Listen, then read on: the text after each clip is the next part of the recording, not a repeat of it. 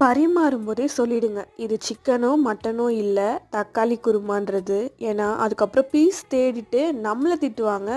ஒரு mixer jar எடுத்து 2 பெரிய தக்காளி, ஒரு குட்டி பச்சை மிளகா, கை நெறைய தேங்காய், இஞ்சி, பூண்டு, 1 ஸ்பூன் அளவு தனி மிளகாய் தூள், 1 ஸ்பூன் அளவு தனியாத்தூள், 1/4 ஸ்பூன் அளவு சோம்பு, 2 ஸ்பூன் அளவு பொரிகடலை சேர்த்து தண்ணி விட்டு நல்லா மையா அரைச்சிக்கலாம்.